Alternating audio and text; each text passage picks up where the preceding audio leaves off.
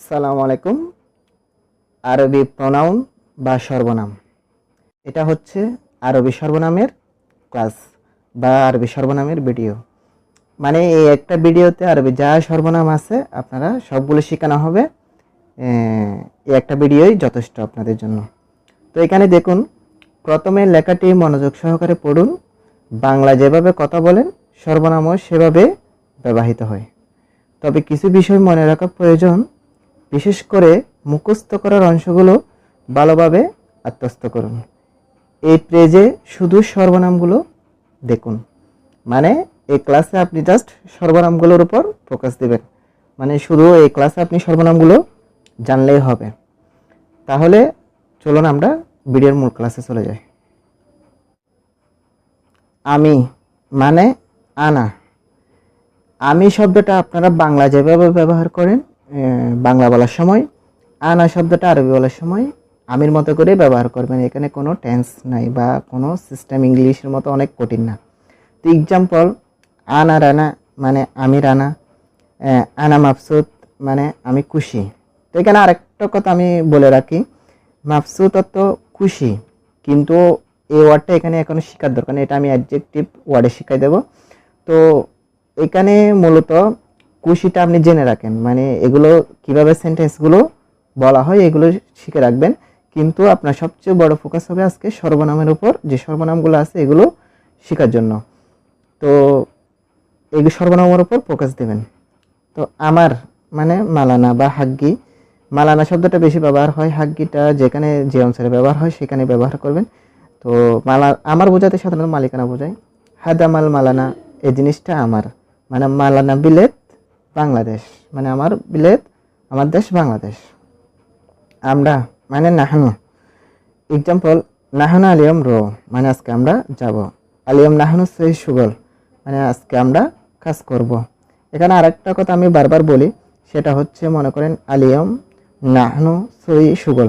আলিয়ম তাজ, নাহানু তো আমরা, সই তো করা বা করব, সুগল তো কাজ।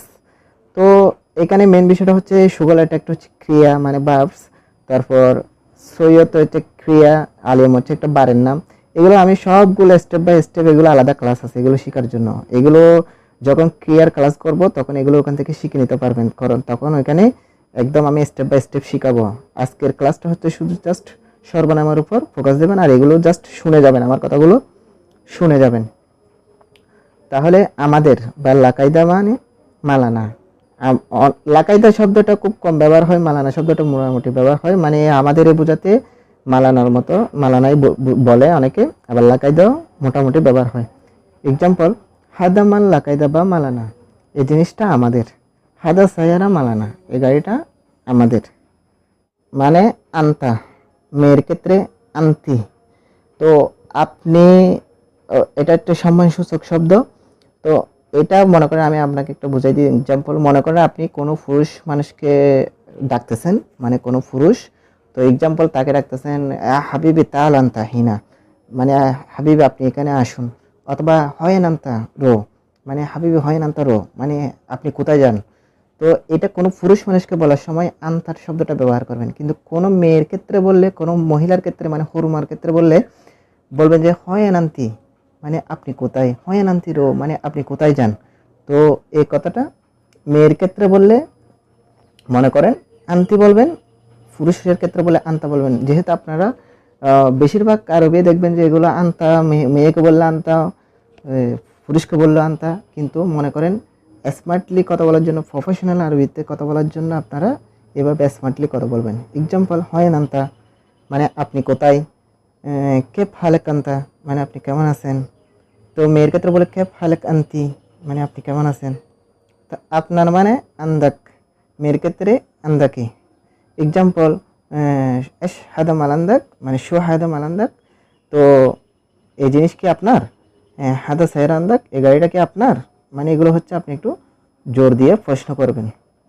তো এখানে দেখুন শু অর্থ কী, অ্যাশ অর্থ কী, শুন অর্থ কী, এগুলো আমি আলাদা করে প্রশ্নের ক্লাসে শিখাবো।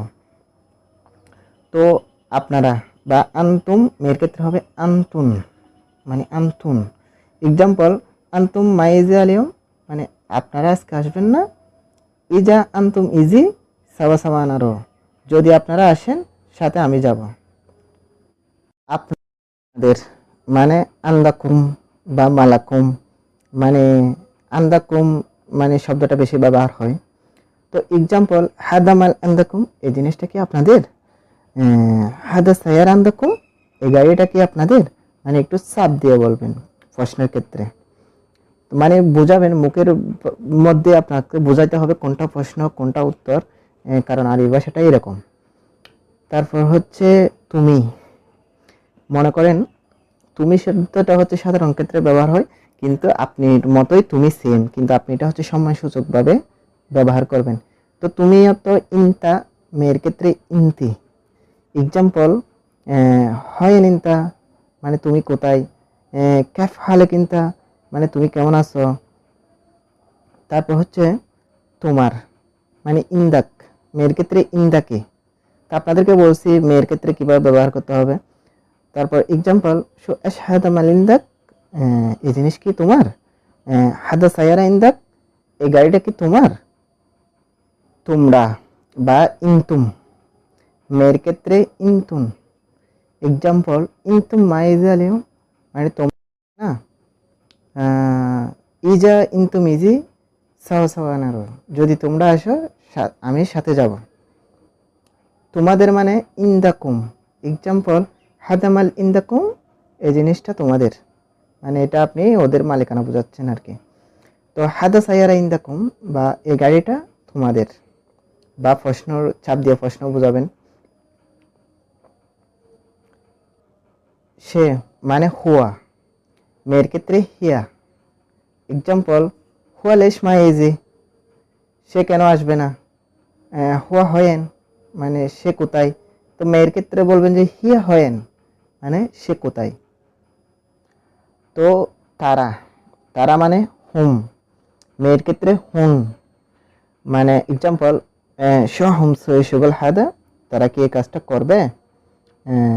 হুম আক্কেল্লা মা আক্কেল, তারা খাবার খেয়েছে নাকি খায় নাই, বা তারা খাবার খাবে নাকি খাবে না, মানে আপনি জোর দিয়ে প্রশ্ন করতে পারেন। তো তাদের মানে হুমা, মেয়ের ক্ষেত্রে হোনা, তাদের মানে এক্সাম্পল হুমা হাব্বার ইজি হিনা, তাদেরকে বলো এখানে আসতে। তো হাদা সুগল হুমা, এই কাজটি তাদের। তো মনে করেন নির্দিষ্ট তাদেরকে বোঝাতে হোমা শব্দটা বেশি ব্যবহার হয়, তা আপনারা হোমা শব্দটা বেশি ব্যবহার করবেন। ডেমনস্ট্রেটিভ প্রোনাউন মানে নির্দেশক সর্বনাম, এগুলো এগুলো আপনাকে জানতে হবে। এটা মানে হাদা বা হাজা, হাদা শব্দটা বেশি ব্যবহার হয়, হাজা সঠিক।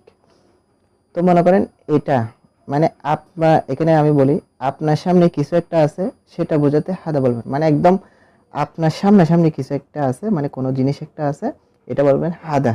মানে এক্সাম্পল হাদা মাল মালানা, মানে এই জিনিসটা আমার, অথবা হাদা মাল ইনতাক, এই জিনিসটা আপনার।